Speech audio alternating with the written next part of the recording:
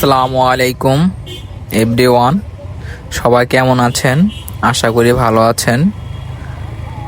তো এখন আমরা সাজেকেতে নামতেছি। তো এর আগেও আমি সাজেক গিয়েছি, এবার নিয়ে দ্বিতীয়বার।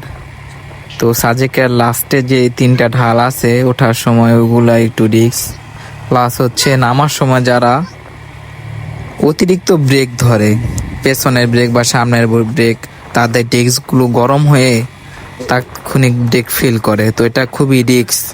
তো যারা নতুন রাইডার আছেন তারা অবশ্যই যতটুক সম্ভব পরিমাণ ব্রেক ধরে আস্তে আস্তে নামবেন এবং ব্রেক ছাড়বেন ধরবেন, ছাড়বেন ধরবেন, পর্যায়ক্রমে হচ্ছে এভাবে ধরে নামবেন।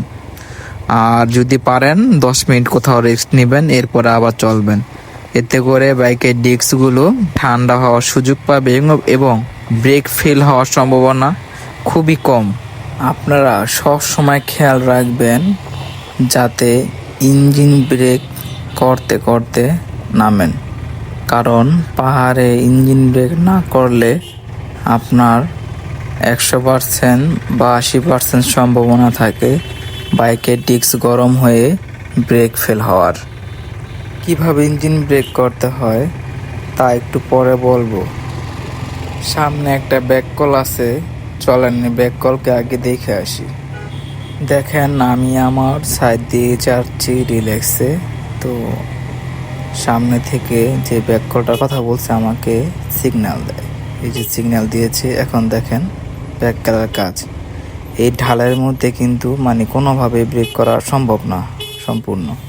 তো ওকে আমি ও আমাকে চাপ দিতেছে, দেখেন ফালাই দিতেছে এই অবস্থা। তো কি পরিমাণ ব্যাককল হইতে পারে এটাই, কিভাবে যে আইসে সাজেক গাড়ি চালায়া আল্লাহ মাহবুতি ভালো জানে।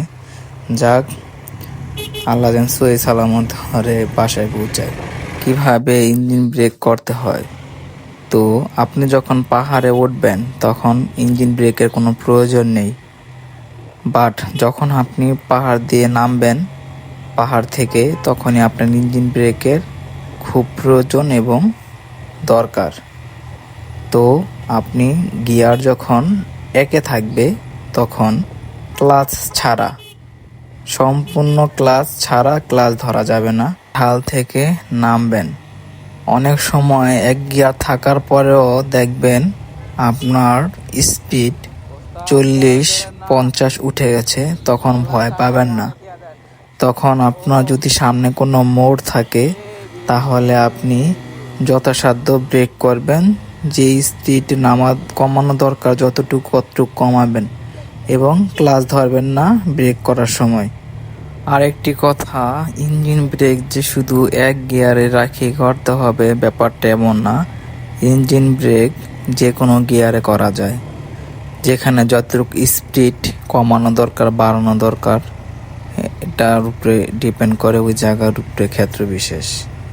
তো সব সময় চেষ্টা করবেন সিটি হোক, হাইওয়ে হোক, পাহাড় হোক, ইঞ্জিন ব্রেকে বাইক কন্ট্রোল করা। এতে করে অতি সহজে আপনি বাইকটা আপনার নিজের আয়ত্তে আনতে পারবেন। তাছাড়া আপনি যখন ক্লাচ ধরে ব্রেক করবেন তখন আপনার বাইকটি ফ্রি হয়ে যাবে, এক্ষেত্রে ব্রেকিং ডিস্টেন্সটা বেড়ে যাবে। তার জন্য সব সময় যদিও প্রথমবার হবে না নতুন রাইডারদের জন্য, কারণ আমরা ক্লাচ ধরেই বাইক চালানো শিখি। তো এরপরে আপনার অভ্যাস করতে হবে, অভ্যাস করতে করতে এক সময় আপনি প্রপারলি ইঞ্জিন ব্রেক করা শিখে যাবেন। তখন আর আপনার আগের মতো এরকম প্রবলেম ফেস করতে হবে না। ইঞ্জিন ব্রেক করার ক্ষেত্রে আপনি সফলভাবে ইঞ্জিন ব্রেক করতে পারবেন। তো এটাই মূলত ইঞ্জিন ব্রেক। ক্লাচ ছাড়া আপনি বাইক ব্রেক করবেন বা চালাবেন, এটাই ইঞ্জিন ব্রেক। প্রিয় সুধী, আজকের মতো এখানেই শেষ, কারণ আমি মোটামুটি সাজেক থেকে 5 কিলোমিটার মতো নেমে গেছি।